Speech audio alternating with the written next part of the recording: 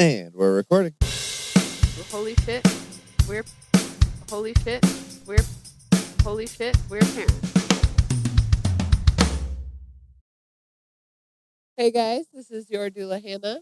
You're listening to Holy Shit, We're Parents, the podcast where I, as a birthing and early child care professional, talk about making babies, birthing babies, and trying not to lose our minds raising them. What the fuck are you talking about? With my ADHD only child husband who has never cracked a parenting book, Justin, and our dog Gizmo. Hello. Hi, guys. How are you? I'm good. Thank you for joining us tonight. I wasn't expecting a guest. Living his best life over here on the couch. Oh, good. Good evening. How are you? Good evening. Oh, okay. Feeling creepy. Cool. I guess I can take this hood down. It doesn't matter. It's black anyways. I just can see now that my hair isn't as lost in the black background as maybe it once was. Getting a little more salt and pepper there. It's getting salty. Yeah. It's getting salty, You look distinguished. I guess. It just reminds me I need to cut my hair. So that nobody can see. Yeah. If the hair's short, you can't see that it's gray. Oh, I gotcha. Got it. Well, All right, what are we talking about tonight. Before we go to bed, we are talking about toddler sleep. Specifically, sleep talking, sleepwalking, and night terrors. Okay. All of which, well, two of which we're very familiar with our children, and the third I'm curious if it's going to get there or not, because you and I were both sleepwalkers. Yeah. This just started doing something. Yeah, what's happening on the computer there? That was weird. Cool. So, starting with sleep cycles. For anybody who's watching, we are working with a new camera girl. So if you see a little wobble, that would be our other dog, Whitney, who has decided to lay right at the base of the camera tripod and is making moving it her around wiggle a little bit. Yeah. Just don't knock it over, Whitney. What is that? Why are you guys talking to me? Sweet girl. Hey, action. Roll. Rolling. Film's expensive. So, sleep cycles in toddlers are obviously shorter than adult sleep cycles, but they also have... Did we not cover this already? Did we not talk about this? We may have talked about night terrors. We did not talk about the sleep talking. Okay. But they have shorter and different ratio sleep cycles than adults. And so they spend more time in deep NREM sleep than REM, which I had never heard of. Huh. What do you mean? NREM is slow wave sleep. So, deep sleep. NREM? NREM. I've never heard of that. Me either. Huh. Yeah. And they spend most of their time in this NREM stage, or with cycles including that NREM in their ratio in the first third of their night. So we've talked before about how it feels like our kids sleep great those first few hours after they go to bed and then have issues. All right, Whitney. For the rest of the night after that, it's because they are getting their deepest sleep in those first few hours. That's their NREM. Yes. NREM. I'm sorry. I feel like we've talked about this, but I'll have to look later because, again, not very good podcasting to be on your phone. Jeez, Whit. And I mean, we've definitely talked about it in an episode. I don't think we've done an episode specifically about sleep. Okay. Well, cool. All right. I just got to do some stuff real quick. Okay.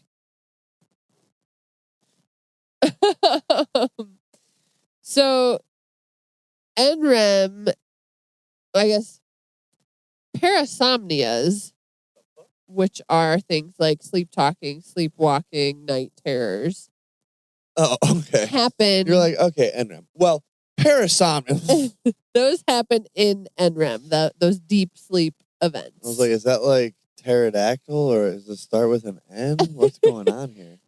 Nightmares and regular dreaming happen in REM events, which is the back half of the night into early morning. Yeah. In toddlers. Okay. So that timing, so with night terrors and nightmares, the biggest difference that we found through firsthand experience was the night terrors. It was like they wake up, but they're not awake. Yeah. Whereas nightmares, you wake up and it's done. Yeah. Night terrors, you wake them up, they sit up, open their eyes, and they're still screaming. Yeah. Which I have been on the other side of that as an adult. Yeah. And I'm like aware that, that is what's going on. Right. Like you are trapped in between awake and sleep. Yeah. And it like freaks your brain the fuck out. And you see somebody right there. Right. Yeah. Yeah. So it's horrifying. Super scary. And also very confusing if you don't know what's going on because you're like, you're awake. What's going on? Right. And it's like they're not awake. Exactly. And another way to distinguish between night terrors and nightmares, specifically in toddlers and up to like age 6-ish, is when they're happening in the night also. Interesting. So like I especially remember with our son, his night terrors happened in those like first few to several hours of the night. Yeah. And then after that he was pretty chill. And it's because they were happening during that NREM sleep. Man, I can like recall that phase of my life a little bit. That's wild. Yeah, of like because I don't know if we've talked about this, somebody who I've talked to my mom about it as an adult and she's just like, what do you mean it wasn't normal? Like would wake up screaming for my mom. Yeah. Like just from my sleep would wake myself up already Screaming, yelling. yeah. And to her it was just normal because it was this only child, so Right. I was the one doing it. So it was like, I don't know, I guess. That's what my kid does, Yeah, that's what kids do. So like for me it was very normal to do that, and I can like recall the different sensations, and if I was to probably sit down and think about it, like where my parents were still in the house, and like it could indicate when in the night that was. Yeah. Because like at one point my bedroom was close to the den.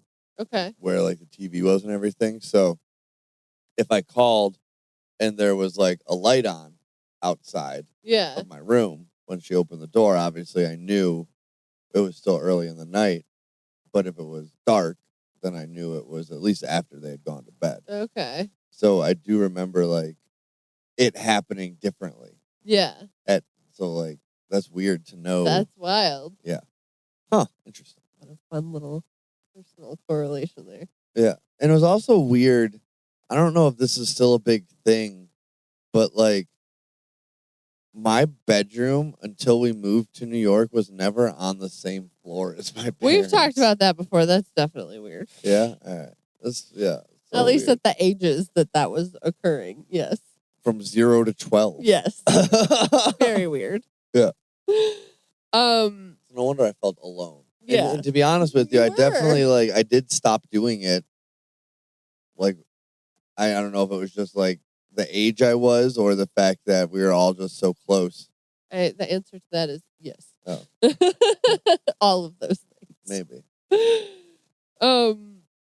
So toddlers specifically Maybe have. it was like I didn't want anyone to wake up because I'd just been secretly masturbating. And like, if anybody did wake up, they would know. They would.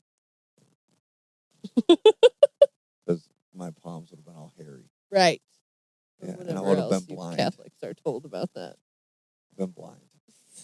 What the fuck? Yeah. I guess eyes run on jizz. Yes. So that if you it go squirts blind out of if you you, lose your yeah, jizz. you know, if you do it too much, you go blind. And jizz also grows hair on your palms.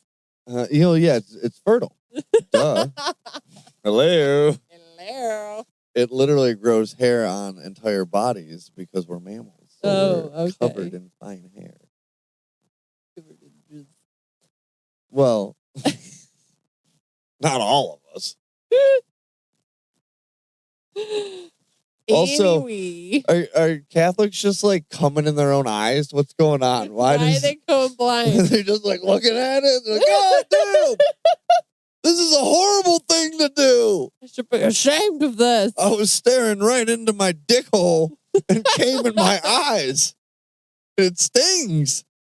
This is the devil's work. It's the devil's sting. This is the devil's work.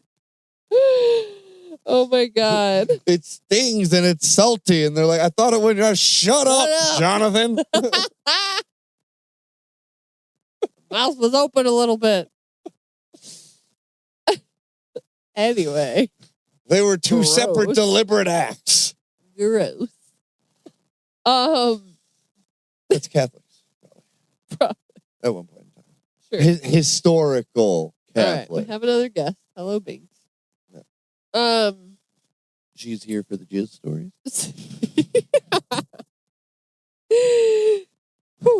Okay. The brain has to transition cleanly between deep sleep and the lighter stages of sleep. I definitely remembered what we were talking For about. toddlers' neural wiring, that transition hasn't fully matured. So they go through these periods of like partial arousals. So you chuckling. Part of the brain is awake, which is why our son sits up and looks around with his eyes open, but part of the brain is still very much in deep sleep, and so he has like no actual clue what's happening. Oh, I know. I'm familiar. Yeah. Talked about it, lived through it. Yeah. I've experienced it like as an adult. Yeah, same.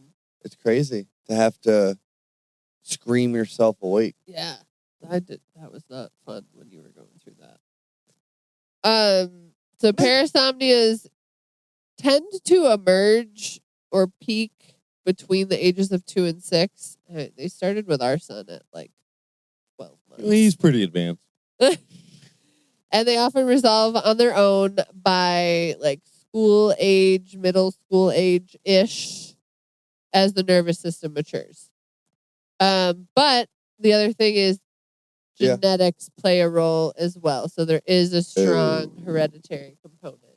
Sorry. And both you and I were sleep talkers and sleepwalkers and still have issues with that. So. I've almost peed on my parents several times as a child. Like when they were in the other room and I got up and I must have thought I was walking into like my bathroom, but it was not. We're not. No. Uh-oh. So. Speaking of our sleep talkers, sounded like one was stirring. Oh. Rolling around in bed, but we're good for right now. Okay. We're still we're in our NREM. Yes.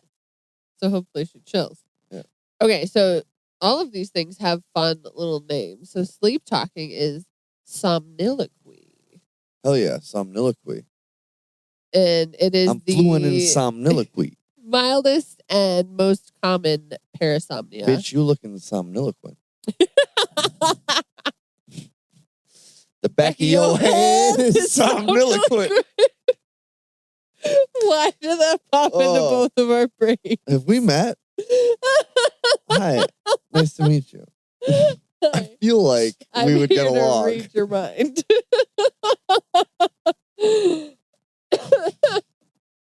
Oh my God. So So somniloquy is vocalizations during sleep. So whether they are mumbling or speaking in full sentences, and sometimes Bro, emotions our are son involved. he just is saying shit sometimes, and I'm just like, God. okay, bro. He like tells full stories. Okay. It's just like, okay.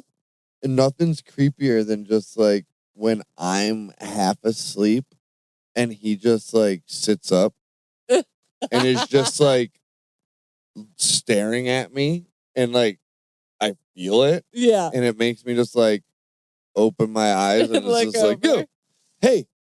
Oh, and he's like, blah, blah, blah, blah, blah. And I'm just like, okay, that's cool, bud. Daddy's right here. Let's lay back down. And sometimes he lets me like lay down with my arm around him, and sometimes he doesn't. He like fights it. And I guess he just sits there like a fucking creep ass, and I go to sleep. Yeah. That's what happens. And I imagine now that I'm thinking about it, he just sits there literally all night staring at me like it's a scary movie. Maybe. Yeah. We could check the cameras. Yeah. Right. I was just going to say, how about last night when he sat up and then I went in there and he had been laying back down and I got next to him and he just shot up and said, surprise! Yeah, just for all of our viewers or whatnot, we're in a transition period for sleeping locations, going potentially from like a co-sleeping situation to them sharing their own like full-size bed. Yeah. And kind of relying on each other for nightly support instead of relying on us for it. So we're asking, we're putting it to a vote before bedtime, which bed we're sleeping in. Yeah. So that's what we're going through. So some nights they're in with us, and some nights they're in on their own. And calling me in. Yeah. So sleep talking can occur actually in both REM and NREM sleep, which is different than sleepwalking and night terrors. It's also genuinely benign. You don't have to like do anything about it because it's pretty much harmless. Yeah, I mean, it seems like it's one of those things that most people age out of doing. Yeah. Or if you don't, it's just like a part of you. Right. And it's like, oh yeah, everybody knows so-and-so sleep talks. Yeah. Like, they say fucking wild shit. Like, it is what it is. Exactly. You know what I mean? Yeah. And like, actually, when people have been studied for this, because when you do a sleep study, they can tell when you're dreaming. Yeah. And it's not necessarily that your brain is narrating a coherent dream. It's just this like activation of your speech part of your brain. That's so cool. Yeah. Like, So something's just like your brain knows words, so they come out. Yeah. Huh. Isn't that fucking wild? Like, I've often wondered if it has to do, like, because, again, I've always been super fascinated with the brain, and, like, even wanted to, like, find a way to do a study when I was in school, but then the teacher was just like, oh, man, there's really no way we could do that. Here's an A. About how just, like, potentially the position you sleep in for extended periods, how that can affect like your brain and dreaming and whatnot, because like obviously our brains are designed to sit in our bodies comfortably a specific way. Right. But if like, for instance, like we lay on our sides or we lay like face down, neither of those seem like a natural way our brains are designed to settle. You know what I'm saying? Yeah. Against our skull more so than like down or like to the back. Well, that makes me curious because I just wondered like the pressure or how that affects our dreams or what we experience, you know, or just any, if it ever has any effect, because, you know, gravity's pulling on everything. Well, and they have done studies on like your sleeping position and how it correlates to stress or trauma being stored in the body. Like if you carry a specific type of trauma or stress in different areas, like how sexual trauma is usually held in the pelvic hip area, and then how that affects the position you sleep in. And I feel like that would add another layer to it. Defensive positioning Maybe. out of the trauma. That's true. You know what I mean? I imagine it would lead to a lot of like closed off positions in those areas. So like for sexual trauma, it would probably lead to a lot of like sleeping with your ankles or your knees, like touching across. It's that like half side, half stomach, one leg up, like a runner, like you're in motion running pose.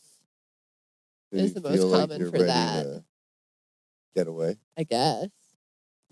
But I'm curious if that has an effect on the brain like you were talking about, or if laying on your side, the brain is like, get into this pose, you're in fight or flight mode. Because of that pressure. It's because that is the fastest way to get up, to get off the ground. Oh, yeah. Like, if you were to think fastest way up off the ground and to get moving, it's from your stomach, right? Because you can just basically all fours pounce. Yeah. You don't even have to get up to be going. You can be moving forward and up at the same time. There's really no other that's crazy. Like prone position that you can do that from. And then like, I don't know, I feel like it's just an interesting choice because it seems very exposed. Yeah. But again, I think it has more to do with that. Because again, I think all sleeping, when I envision like sleeping, you have to envision it happening on the ground. Yeah. Because there's like our bodies were not designed with the idea that one day we would invent a mattress. Wonderful bed. Yeah. So if you're sleeping on the ground, the fastest, most defensive position is on that stomach, ready to just take off. Whoop. So yeah, that is interesting. I really wish they could study the one that you brought up though, with how the pressures on the brain change. Because obviously impacts in certain areas do different things. So that was kind of what led me down this road. Fuck, you should have been a scientist. Yeah. All right. Well, somebody could give me a bunch of money and we could still study it. Yeah, we could lie to people and say that I have stuff. Yeah. Yeah. A doctor. Me. Yeah. Yeah. I look at my hair. Look at how gray my hair is. This vibrant young man has such gray hair. He must be a doctor. Wait till you see my handwriting. We'll fool everybody. Yeah. All right. Common triggers for sleep talking are overtiredness, having had a big, exciting day, fever or illness, and big transitions, starting a new school or daycare, having a new sibling, things like that. And I feel like that happens with you even still. All of those things are still triggers. Yes. Yeah. That's absolutely not true. So much the new daycare. You've adjusted to those pretty well. I do pretty well with those. Yeah. But new sibling would really fuck me up. That would be crazy right now. Unless it was like already an adult. Right. Then I would be less fucked up about it. Yeah. I bet. So there's no link to psychological problems in toddlers with sleep talking. I mean, if anything, I would say it's a positive. You know what I mean? Like their brain is doing some shit. Especially based on what those like triggers seem to be. All those seem to be the result of mostly good things. Yeah. They're tired. They had a big day. Like, good. They're asleep. Exactly. Like, if you're tired, you're sleeping now. That's awesome. You had a big day. You're worn out. Like, nothing's worse than trying to get a kid who's not tired to go to bed. Yeah. I think everybody who's tried to put a kid to bed knows that. Eesh. So, I mean, sleep talking seems to me to be like if you're a young parent and your kid is sleep talking and for some reason you're listening to us for information. Promise you it's no big deal. Yeah, I would be more like, hell yeah, we're doing something right because our kid has a lot going on in their brain. Yes. You know what I mean? So that must be good. Yeah, absolutely. Now, sleepwalking, which is called Creepy as fuck. somnambulism. I bet you looking somnambulant. I bet you got a real good somnambulism. What is the somnambulism? So it is when your child gets up and may walk. Shit, I lost it. Say it again. Somnambulism. Somnambulism. Somnambulism. Like your ambulatory like somnambology. Gotcha. Okay. You should have just you should have led with that. So your child may walk purposely. What was that one video store? I don't know. The one with the porn. Oh. Or aimlessly. Eyes can be open. All right, wait, go back. Oh my fucking God. So it were you just stating that it can be directed or it can be aimless? Yeah. Or were you saying why those things could happen? No, I was just saying that sleepwalking can look like it has intention behind it, or it can be aimlessly wandering. Okay. Eyes can be open if they are typically like a blank expression. Yeah, that makes it so much worse. Poor coordination and does not respond normally to being spoken to. Yeah, so wait, are you sleepwalking most of? Shut up. Oh. Fucking rude. Road. I love that our kids say that too now. It's my favorite thing. Justin loves to pick on me, in case you haven't fucking noticed. I know. It's like you can't even pick on your own wife without your kids sticking up for her. And every time he does, I say road, just like that. And now our kids say it just like that. And it's so awesome. Yes, little does everybody know that the reaction is why I do it. And now there's more reaction.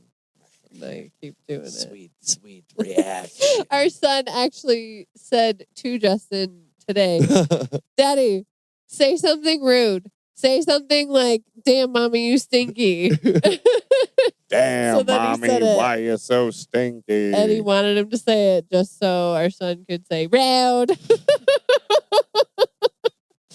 Daddy, say something rude. It was so funny. You used to be my jizz. Yeah. The fuck? Rude, I think. Now I gotta explain to him what jizz is. Yeah. So sleepwalking is distinct from night terrors mainly in behavior. Obviously, you're up and walking around. And it's not terrifying for the person asleep, probably. Right. Hopefully. It's terrifying for everyone else. Right, right. Yes. Okay, yes. Whereas sleep terrors are terrifying for the person asleep. And the people awake. Well, they're more startling. Yes. Yeah. But it still happens in that same NREM partial arousal mechanism. So it can co-occur with night terrors and sleep talking in the same kid in the same night, but they're not the same thing. And this is where... Bro, could you imagine if your kid's just walking around carrying on a conversation? And then fucking screaming? Oh, God. All happening at once. Well. Kind of. Yes, we can imagine that. Yeah. Damn. Played myself. Yeah. This is where safety can become an issue. Which we'll get into right after these messages. After these messages. We'll be right back. Holy shit, we're parents. This episode is brought to you by Booby Superfoods, the real MVPs of postpartum snacks. Whether you're breastfeeding, chasing toddlers, or just need something that doesn't make you feel like garbage, Booby's got you. Get 10% off your order at boobysuperfoods.com/revive and thrive. That's BOOBIE superfoods.com/revive and thrive. Because your boobs and your sanity deserve nice things. And while Hannah looks that up, I'm going to get comfortable. And boy, will that be easy in my comfort sweats. Comfort sweats. They're very comfortable. Yeah. You want to say our promo code? Comfort.com, COMFRT.com/Hannah, HANNAH 666 030. There we go. Holy shit, we're parents. Meow. All right, Wow, wow. bring us back. And we're back. Cool. So obviously, I forgot Gizmo was over there until his ear just wiggled when I said that. chilling. We do have a new camera person. They are a more bit standoffish. It is our giant cat. Yeah. And then actually we have big hairy bay. two cats manning the camera, it appears. I think Binks is more of like in a producer position. I gotcha. Cool. So yeah, sleepwalking can get a little scary when it comes to safety stuff, especially if your kids are upstairs or walking outdoors. My dad's younger brother used to walk out to the driveway. They had to start putting like a lock at the top of the door that he couldn't reach because he would just walk out and lay down in the driveway. I hope that wasn't trauma driven. Right. So things like baby gates at stairs, door alarms or chimes, deadbolts out of reach, window I locks. thought you meant like a scandal, like Baby Gate. Baby gate. That one time in the 90s, Baby Baby gate. where that baby just wandered off. Do you ever remember hearing like you should never wake up a sleepwalker because they'll like kill the person who wakes them up? I feel like that was like an urban legend in the 90s, like with Marilyn Manson's rib and all that stuff that just like went around schools about like a story of this person who had been sleepwalking and then like their spouse or somebody woke them up and they like killed them. So the next thing I have Oh, fuck. is what not to do. Oh, God. Is somebody behind me? Don't try to forcibly wake them. Is there a sleepwalker behind me right now? Not because they'll kill you, but it can potentially cause Wait a minute. some combativeness. I feel like if I was getting like a rundown on anything and it was like, not that it will kill you, but... Right. I So feel it like can that would cause... have been in one of those like, whatever, in-between videos. Like, it's not fatal, but... It just reminded me of a conversation with my therapist that I just had. Can cause confusion, agitation, and sometimes combativeness. So it is better to just gently guide them back to bed. And if you're going to talk to them, speak in a low, calm voice. I'm just picturing you like wake somebody up and like you instantly just start like fist fighting. Right? You're like, hey, wake up. And they're like, huh? And you're like, whoa. Shut. Whoa. No, but totally unrelated what that reminded me of. And then they kill you. Right. I was talking to my therapist the other day about how preeclampsia is the number 2 killer. I don't think for it's like legal to talk about what I talk about in therapy. Says. Yes, it is. Oh. I was telling her that preeclampsia is the number 2 killer for pregnant women. And she says, And she was like, oh, what's number 1? And I was like, murder. She was just like, what? That's not where I was expecting that to go. So that was my butt. I don't know if... Murder. Yeah. I don't know if anybody expects that to be Yeah, isn't that fucking crazy? the leading cause of death for anything. For pregnant women. Mm-hmm. For pregnant women. Yeah. Damn. Totally unrelated, but we got there. Okay, well, if you've Anyway. got talking about murdered pregnant women on your Holy Shit We're Parents bingo card, you can go ahead cross and that one check off. Yeah. There are triggers to flag for sleepwalking. That is usually coinciding with either an irregular schedule or sleep deprivation, fever, illness, full bladder sometimes. Me. Yeah, that's why I would do it. You getting up to go pee on your parents. Yeah, and my VCR apparently. Sleeping in an unfamiliar environment, stress or big change, and overstimulation before bed. So screens, things like that. Now, night terrors, Shaking. which do Excessive not have a shaking. fun name. shake them. All right. Well, we're gonna think of one. What were the other things called? Somniloquy and oh my god, But som is somnambulism. the sleep. Yeah, like Okay, insomnia so and stuff. Som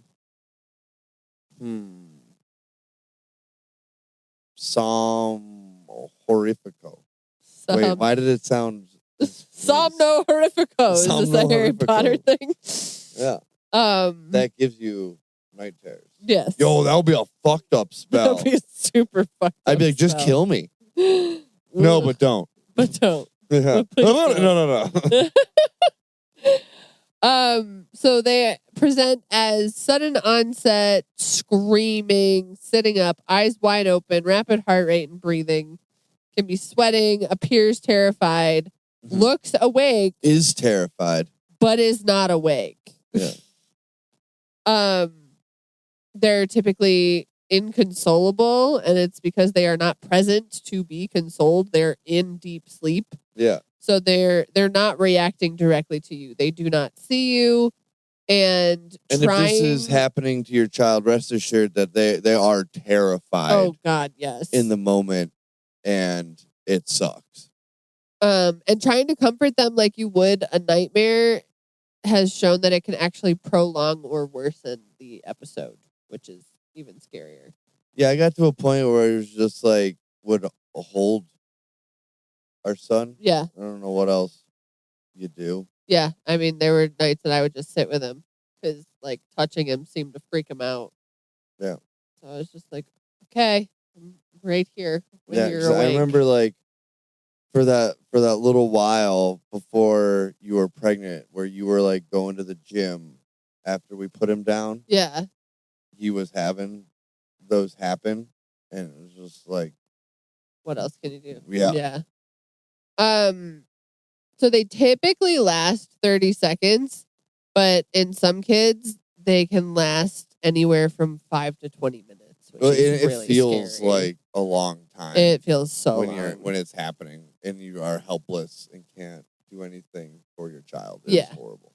I mean, not as horrible as it is for them. Yes, but it's still pretty bad. The good thing is that most children will have zero memory in the morning. I say most because my husband remembers everything.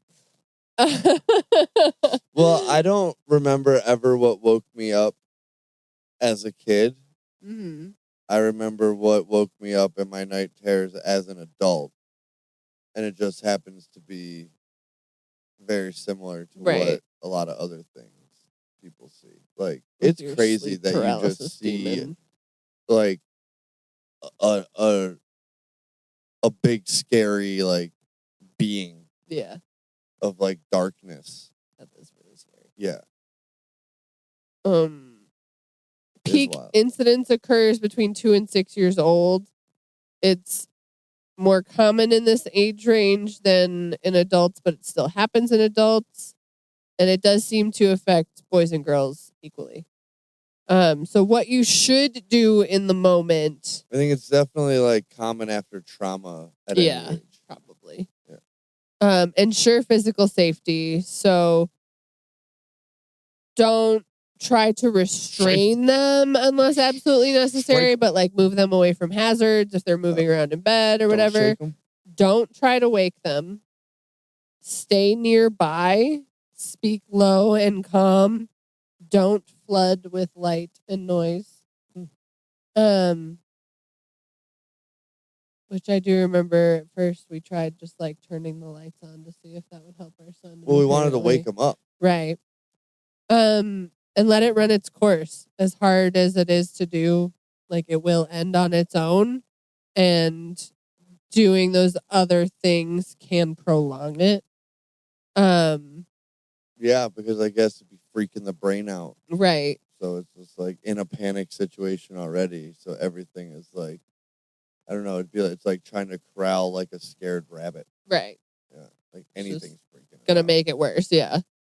There is a technique called scheduled awakenings, And so for kids having severe night terrors at a very predictable time each night. We might have to stop for a second. I'm having a scheduled awakening right now. I don't know if I want to do it on camera. Ew. So for kids that have them at predictable times, gently waking them like 15 to 20 minutes before the usual onset for a few nights can interrupt the pattern. Love getting ahead of it.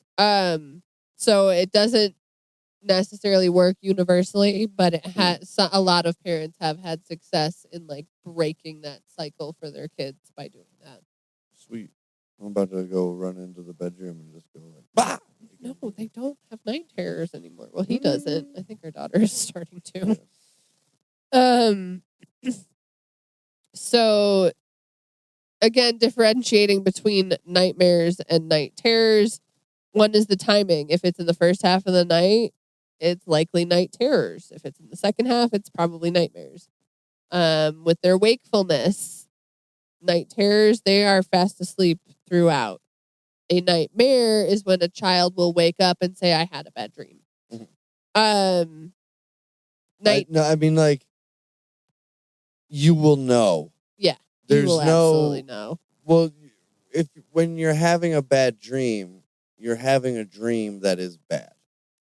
When you're having a night terror, you're interacting with both worlds. Yeah. You know what I mean? So I think if your child is up and moving and screaming, it's a night terror. Yes. I don't care when the fuck it is. Yeah. If they're asleep and then they wake up upset, then it's a nightmare. I don't care when it is. That's how I am classifying them. Yeah. You know what I mean? Like, if you're unsure if your kid's had a night terror or not, you're very lucky because that means your kid probably hasn't. Yeah. Because if your kid has, you would know. It's so scary. Yeah. Like, it's a very specific type of just screaming, just literally like bloody murder in the middle of nothing for no reason. Yeah. And there is nothing you can do. So there's a pretty easy way to do it. And like I mentioned, it is something they will likely grow out of, but there are some red flags worth naming. One is if they're very prolonged episodes, like over 20 or 30 minutes, you should probably bring this up to your pediatrician to see how they can help. Oh, hey, babe. If they are snoring at night or you have witnessed breathing pauses, we actually figured out with our son, so there is a link between parasomnias and sleep disordered breathing, which can come from an apnea or enlarged tonsils and adenoids, which we found out our son has enlarged tonsils and adenoids. Which it is like, well, yeah, no fucking shit. If your brain thinks you're dying, it's not gonna have happy dreams. Well, and it's trying to scare you to wake you up so you don't, so you can take a breath. Right. Yeah. It just is doing so at a time where you're in a super deep sleep, which is when your breathing becomes an issue, and so your brain doesn't wake up; it just goes into this terror state. Yeah. I feel like somebody got way too much money to do a study, right? For the obviousness of. So it turns out when your brain thinks you're dying, bad stuff happens. Scares the shit out of you. Yeah. But that was actually what helped our son. Was I read about that link and took him to an ENT, and we started him on a nasal spray for inflammation in his tonsils and adenoids. And I would say it was within like 2 weeks that the night terrors stopped. Now he just does sleep talking. But another big red flag is new onset of night terrors in an older child who never had them before. And also be on the lookout for other like neurological symptoms in that kind of instance. And also if they are having behavioral changes or like daytime issues with exhaustion because they're not getting real rest at night because of their night terrors, then it's worth talking to your doctor about. It's one of those things. It's like we say with like pregnant ladies. It's like if you think you should talk to your doctor about it, just fucking talk to your doctor about it. Right. Like, who cares? Exactly. I just had to tell a client that this week. Like, you're never bothering anyone. It's literally their jobs. Yeah, Like, and if you are bothering them and you get that vibe, that's a you very need a good different indicator doctor. to go find somebody else. Exactly. But yeah, I mean, other than like the breathing sleep disturbance thing, there's not really anything you can actively do to prevent night terrors, but there is there's awakening. That was a good one. Yeah, I guess, yeah. And the I guess scheduled it's almost awakening. more knowing what to not do, just to while it's happening. let it happen, and basically the less you do, the more you do, which can be very difficult. But so it's good to just, like I think, hear that. Yes.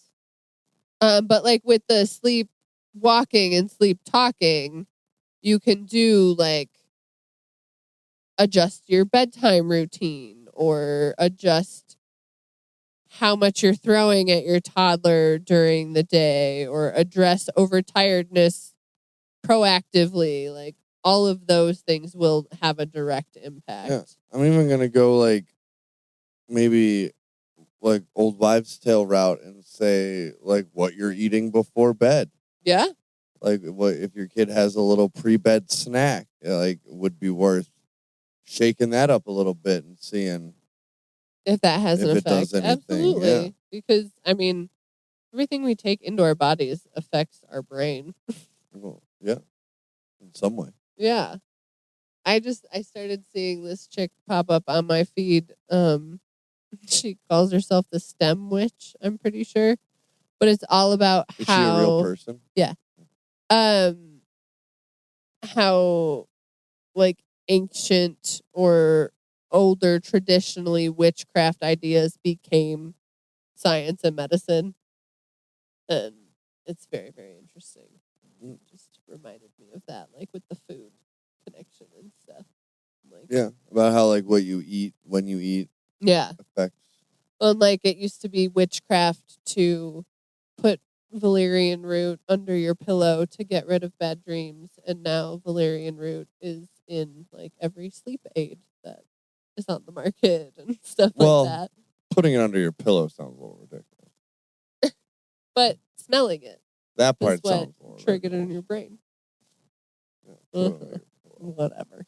What? No. If a doctor prescribed me something and it said to put it under my pillow, I would just be like, "Go fuck yourself." What do you mean?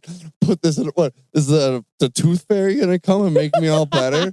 The fuck out of here. No, but like one of the things. But if they were like, chew on this root, I'd be like, oh, all right, that makes more sense. They were just like, take this and put it under your pillow. I'd be like, fuck you, witch. Fuck you, witch. Burn your ass.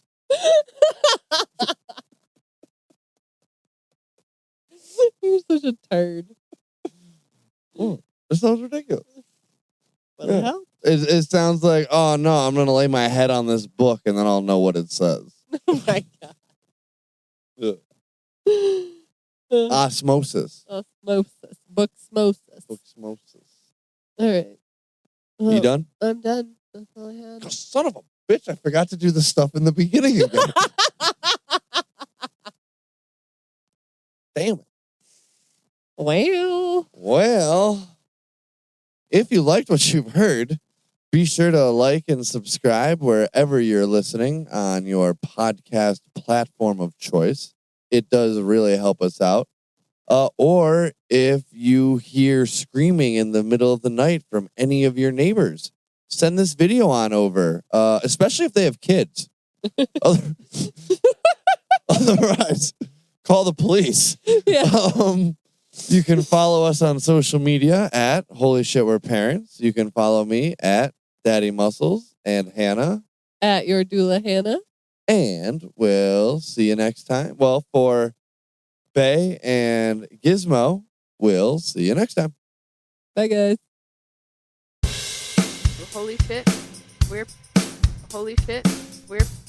Holy shit, we're parents.